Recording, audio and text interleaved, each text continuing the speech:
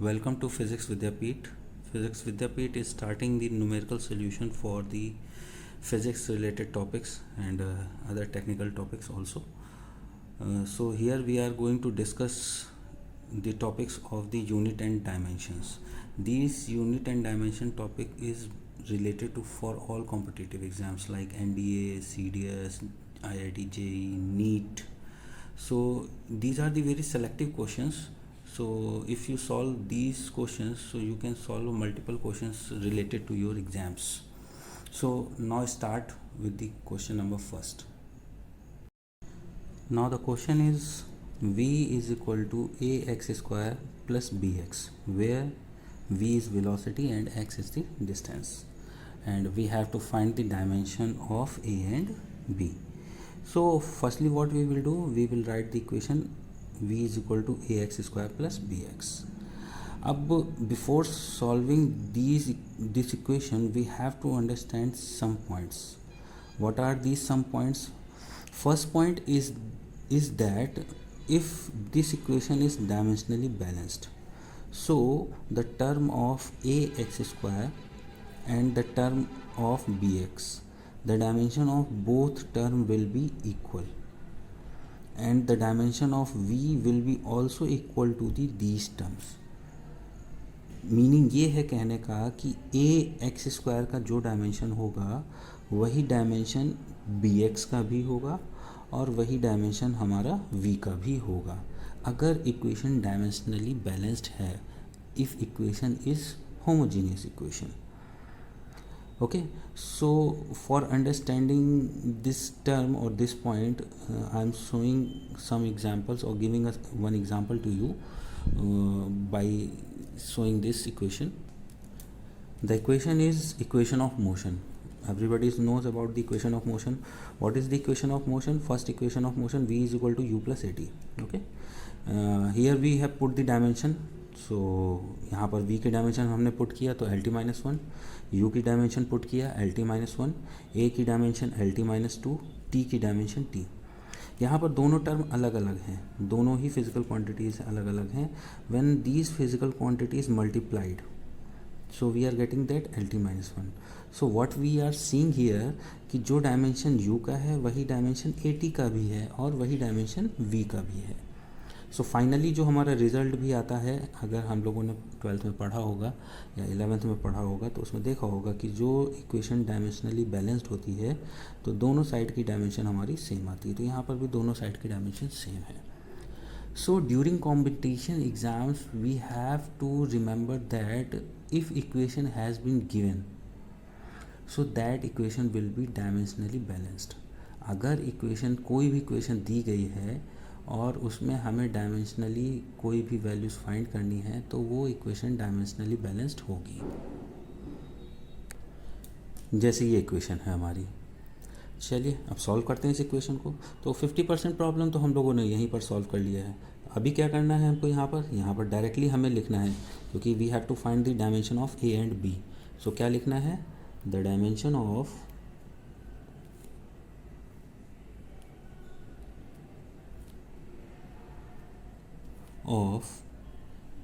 ax square is equal to dimension of v. अब हम bx क्यों नहीं कर रहे हैं, bx इसलिए नहीं कर रहे हैं because we have to individually solve the value of a and b. Okay, so dimension of a कहाँ से आ जाएगी इसके बाद, देखो ज़रा. So the dimension of a,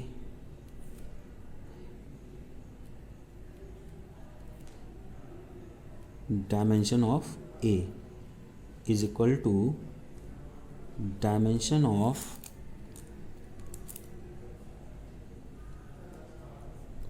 V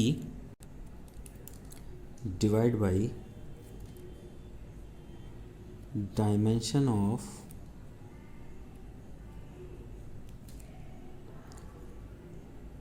x square. अब दोनों की डायमेंशन यहाँ पर पुट कर देंगे. v is what, v is the velocity. So यहाँ पर वेलोसिटी की डायमेंशन हमारी आ जाएगी एल टी माइनस वन आ जाएगी यहाँ पर dimension, divide by dimension of x square. तो एक्स स्क्वायर की डायमेंशन हमारी डिस्टेंस है x is representing the distance, तो यहाँ पर हमने रखा एल, एक्स स्क्वायर है तो यहाँ हो जाएगा एल स्क्वायर। अब इसको सॉल्व करेंगे तो यहाँ पे हमारा आ जाएगा L minus one T minus one, दोनों को यहाँ पर हमने क्या किया, वैल्यूज रख दिया। सिमिलरली अब हमें क्वेश्चन अगर समझ में आ गया है तो सेकंड वाले में हमें सॉल्व करने की ज़रूरत नहीं है, यहाँ पर डायरेक्टली हम सिमिलरली लगा करके इसको सॉल्व कर लेंगे। Similarly the dimension of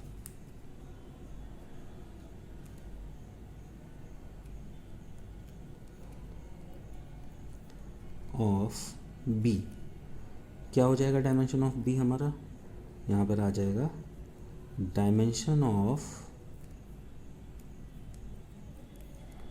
v is equal to dimension of x। देखो आ गया हमारा। अब वैल्यूज रख दो यहाँ पर सॉल्व करके, तो यहाँ आ जाएगा l t माइनस वन और यहाँ पर हमारा आ जाएगा l। जब इसको दोनों को सॉल्व कर लेंगे तो यहाँ पे हमारा आ जाएगा t माइनस वन। तो इस तरीके से हम प्रॉब्लम को सॉल्व करते हैं। थोड़ा सा बस एक पॉइंट हमें याद रखना है कि यहाँ पर ये इक्वेशन डायमेंशनली बैलेंस्ड होती हैं, सो जो भी टर्म एडिशन वाले हैं वो सब इक्वल में हमारे होंगे, एक दूसरे के डायमेंशनली इक्वल होंगे। बस इसको याद करके हमें सारे प्रॉब्लम्स को हम आसानी से सॉल्व कर सकते हैं। तो सेकंड क्वेश्चन में अब हम लोग चलते हैं और वहाँ पर प्रैक्टिस के लिए देखते हैं ज़रा क्या है। So second question is the dimension of A by B find करनी है इन द रिलेशन। तो हमें कुछ नहीं करना है, यहाँ पर सेम वैसे ही प्रॉब्लम को सॉल्व करना है, बस ए की डायमेंशन निकालनी है, बी की निकालनी है और दोनों को डिवाइड कर देना है। सो अब हम यहाँ पर डायरेक्टली सॉल्व करेंगे, क्योंकि कॉम्पिटिटिव एग्जाम्स में हमें थ्योरी लिखनी नहीं होती है, तो हम थ्योरी लिख करके अपना टाइम वेस्ट नहीं करेंगे। डायरेक्टली हम यहाँ पर सीधे क्या करेंगे, इसको सॉल्व करना शुरू करेंगे। तो हम यहाँ पर लिखेंगे f is equal to A x. So A बराबर हमारा यहाँ पे आ जाएगा f बाई एक्स। ओके, अब f की डायमेंशन हमने यहाँ पर रख दी, तो f की डायमेंशन हमने रख दी m l t minus two और x की डायमेंशन हमने यहाँ पर रख दिया l, और इसको हमने सॉल्व किया। तो जब सॉल्व किया तो हमारा a का डायमेंशन क्या आ गया, m t माइनस टू। अब l से l तो हमारा कैंसिल आउट हो जाएगा। ओके, अब इसी तरीके से हमें किसकी डायमेंशन फाइंड करनी है, बी टी में b की। तो b के लिए हम क्या करेंगे, f is equal to B T कर देंगे। तो जब f is equal to B T करेंगे तो b बराबर हमारा क्या आ जाएगा, b बराबर आ जाएगा f बाई टी। तो f बाई टी हमारा आ गया। अब सेम वही प्रोसीजर अप्लाई करेंगे, f की डायमेंशन रखेंगे तो f की dimension m l t minus two. Okay, और t की जो डायमेंशन है वो हमारी t ही रहेगी, दैट इज़ द टाइम। और जब हम इसको सॉल्व करेंगे तो यहाँ पे हमारा आ जाएगा m l और ये t हमारा ऊपर जाएगा तो यहाँ पे क्या हो जाएगा, t माइनस थ्री। तो अभी किसकी डायमेंशन हमने निकाल ली, b की डायमेंशन निकाल लिया। तो अभी देखो कितनी ईजिली हमारा सॉल्व हो गया यहाँ पर इक्वेशन। हमें ज़्यादा यहाँ पर सोचना नहीं पड़ा, बस हमने क्या किया, डायमेंशंस को इक्वल करके प्रॉब्लम को सॉल्व कर लिया। और ये क्वेश्चंस बहुत पूछे जाते हैं, एनडीए में भी एक दो क्वेश्चंस रहते हैं, इसके सीडीएस में भी रहते हैं, और आपका क्या बोलते हैं जो आप टेक्निकल ग्रुप के एयरफोर्स के एग्ज़ाम्स देते हो उसमें भी आते हैं, जेई में भी काफ़ी क्वेश्चंस आते हैं इससे रिलेटेड आपके, ठीक है। तो आपके लिए काफ़ी हेल्पफुल होंगे। सो नेक्स्ट क्वेश्चन एक और प्रैक्टिस करते हैं, ज़रा देखते हैं क्या उसमें। So next question is v is equal to a plus B T plus C by D T. Okay, तो हम लोगों ने तो अभी डिस्कस किया था कि हम इजीली इसको सॉल्व कर सकते हैं क्योंकि सबकी डायमेंशन सेम होती है। तो v बराबर a मीन्स जो a की डायमेंशन है वही v की डायमेंशन है, तो यहाँ पे v हमारा वेलोसिटी को रिप्रेजेंट कर रहा है। सो a की डायमेंशन हमारी आ जाएगी l t minus one. Okay, directly solve कर लिया हमने। अगर हमको यही चीज़ एकेडमिकली सॉल्व करनी होगी तो हम क्या करेंगे, प्रॉपर लैंग्वेज लिख करके इसको सॉल्व कर लेंगे। फिर डायमेंशन ऑफ b निकालने के लिए क्या करोगे, v is equal to B T कर लोगे। तो v is equal to B t में b बराबर हमारा क्या आ जाएगा, v by t. So v की डायमेंशन हमारी क्या हो जाएगी, यहाँ पर वही l T minus one, velocity है v हमारा क्योंकि, और t हमारा क्या है, टाइम। तो यहाँ पर टाइम की डायमेंशन हमने पुट कर दिया। अब इसको हम जब सॉल्व करेंगे तो देखो जब t ऊपर जाएगा तो -2 हो जाएगा, तो यहाँ पे आ जाएगा LT-2। ये किसकी डायमेंशन हमने निकाल लिया, b की डायमेंशन निकाल लिया। ओके, अब बात आती है कि c की डायमेंशन कैसे निकालेंगे।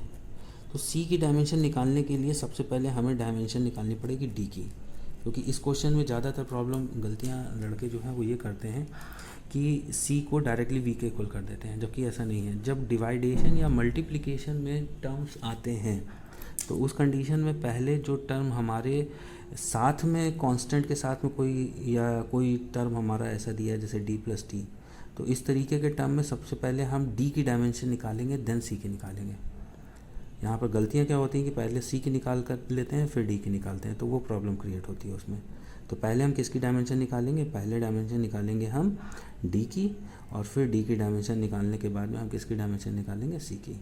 सो d की डायमेंशन निकालने के लिए फिर वही सेम कॉन्सेप्ट कि इसके साथ में एडिशन वाला टर्म t है, तो d की डायमेंशन भी वही होगी जो डायमेंशन t की होगी, क्योंकि तभी टर्म ऐड होते हैं जब वो डायमेंशनली बैलेंस्ड होते हैं। तो इसका मीन्स ये है कि d की जो डायमेंशन है वही डायमेंशन t की है, तो d की डायमेंशन हमारी क्या आ जाएगी यहाँ पर, t।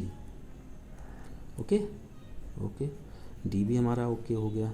अब आती है बात c के लिए। तो c के लिए क्या करोगे, तो c की डायमेंशन के लिए हम यहाँ पर फिर फार्मूला लिखेंगे, c =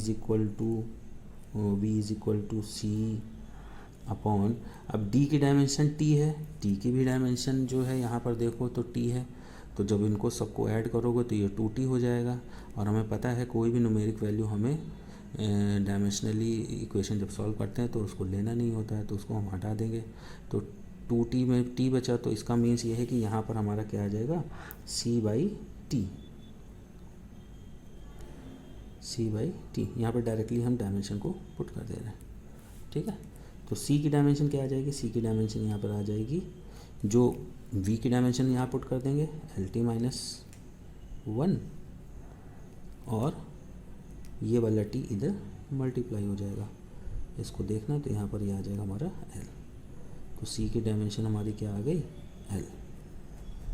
तो हो गया सॉल्व हमारा इक्वेशन। ध्यान से अगर देखो तो ईजिली सॉल्व हो गया यहाँ पर, ठीक है। तो जब भी कभी डिवाइडेशन या मल्टीप्लिकेशन में टर्म आते हैं, और अगर डिवाइडेशन में भी कोई टर्म हमको दिया गया है, उसमें भी अगर हमको डायमेंशन फाइंड करनी है, तो पहले हम डिवाइडेशन वाले टर्म की डायमेंशन को फाइंड करेंगे, देन ऊपर जो नॉमिनेटर है उसमें फाइंड करेंगे वैल्यूज़ को। ओके, सो नेक्स्ट क्वेश्चन एक और देखते हैं। So question is p + a/v² multiply में v - b is equal to RT। Everybody knows this is the van der Waals gas equation. So इसमें we have to find the dimension of a and b. So dimension of a and b तो directly हम बोल सकते हैं कि sir ये तो v - b है, इसका मीनिंग ये है कि ये सब्ट्रैक्ट हो रहा है इसमें, तो इसका मीनिंग ये है कि जो डायमेंशन v का है वही डायमेंशन b का होगा, और a का भी वही डायमेंशन होगा जो p का डायमेंशन है यहाँ पर a/v² का। बट यहाँ पर हमें एक बात फिर से याद रखनी है जो हम लोगों ने पहले पढ़ा था, इक्वेशन v = u + at। तो मल्टीप्लिकेशन के बाद जो टर्म हमारा आता है वो डायमेंशनली इक्वल होता है।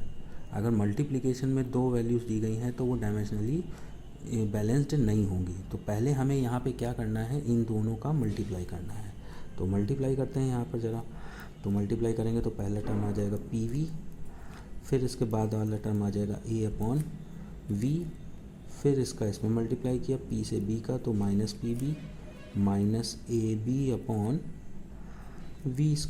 = RT।